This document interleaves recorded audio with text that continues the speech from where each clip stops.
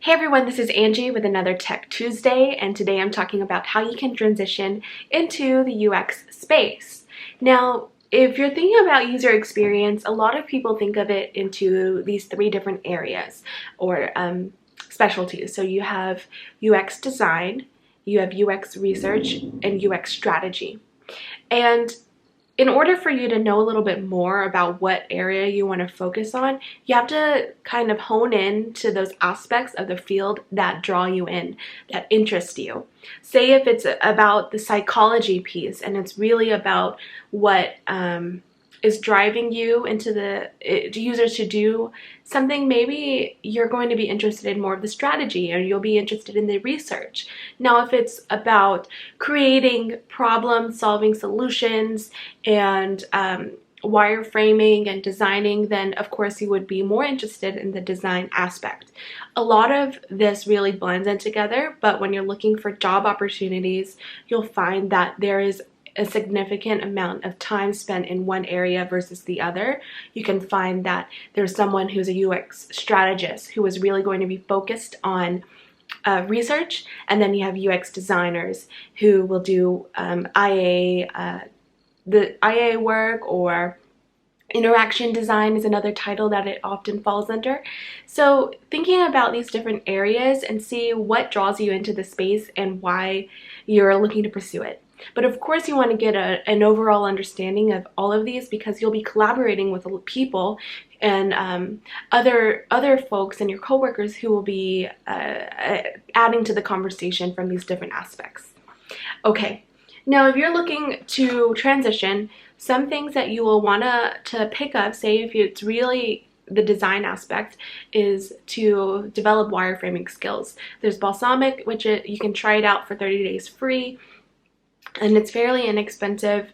I think it's $80 a year, but I'll have to double check that, and I can leave that in the description below.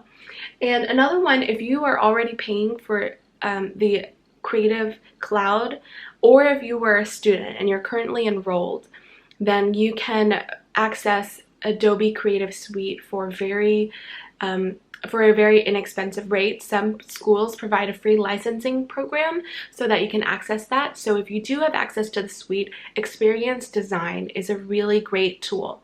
And actually, I think I just spoke a little bit too soon, because it is still free. It's in its beta phase, so you can download that for free and try out Experience Design.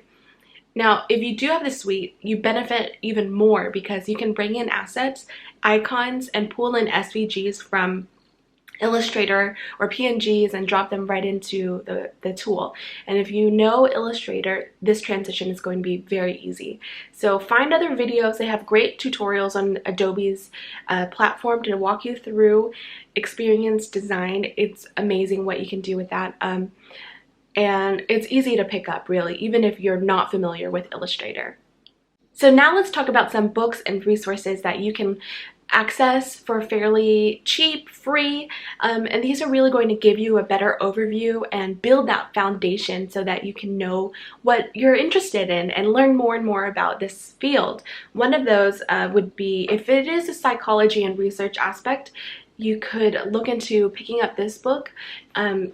You can just pick it up from Amazon. That's where I got mine. This is Neuro Web Design she is a neurologist, and so this is a really interesting aspect as far as more of a research perspective, someone with that human cognition, cognitive science background. And so this is Web Design, What Makes Me Think by Susan Weinschneck, whose last name I cannot pronounce. I will leave a link of all these books below and resources so that you can easily access them.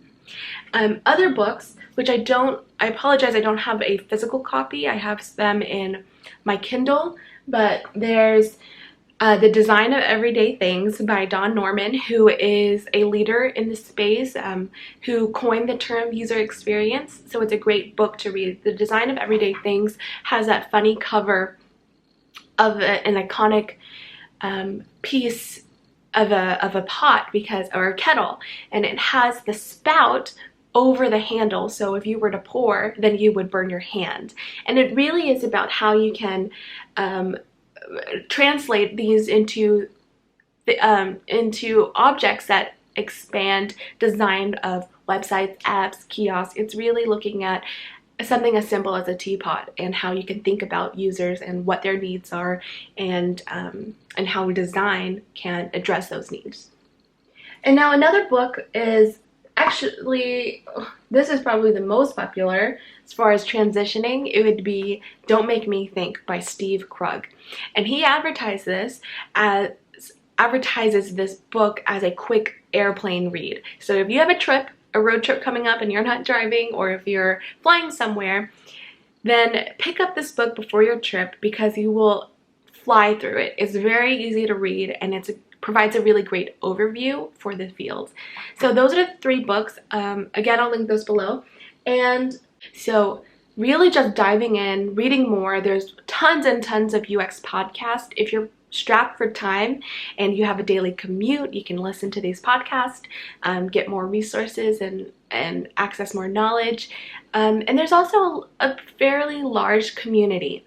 So I used to work with Nielsen Norman Group, and I do recommend their articles. Those are driven heavily by research, and they're very up to date as far as interface design, as far as different concepts. So looking at those, looking at the heuristics, the 10 usability heuristics, which are a list of guidelines, interface guidelines that can really apply to anything, web, mobile, and applying those, you can conduct a heuristic evaluation, which is where you apply those heuristics and then look at which ones they apply to and how you can improve an interface. And so really all of these are ways that you can dive right in. Seems like a lot. If I were going to call out a few main starting points, it would be to read Steve Krug's book, and then to just download one of those wireframing tools, because I think sometimes there's so much buildup into what needs to be done and the different steps you should take. But if you just jump right in and play with an interface, play with the programs, I find that there's a lot of interest, and it gives you the momentum because you have your hands into one of those tools. And so looking at those 2 different methods, Balsamiq is a user-friendly, easy way to jump in because it has a lot of the components built out for you and the widgets. I did do a video on prototyping for beginners or wireframing for beginners. I'll link that below as well. So this is really a quick overview. I hope it's quick. I feel like I've been talking kind of fast. I feel like I do that every time I'm excited and I just want to share so many things, and I feel like I just vomited some topics to you. But anyways, so I hope that this was informative to you, informative for you, and leave a comment down below if you have any recommendations for others who are interested in transitioning into the UX field. There are plenty of places. If I left something out, I'll be sure to try to add that in the description box, but feel free to write me, because I too transitioned from studying computer science, where there was not really a strong track. Actually, it was a pretty non-existent track for UX design or for HCI, and I kind of had to pave that way for myself. So I think that my perspective is useful for people who are transitioning. So good luck to you, and as always, leave a comment down below. If you have questions, feel free to subscribe if you want to find more tech talks like this in the future. All right, see you next week. Bye.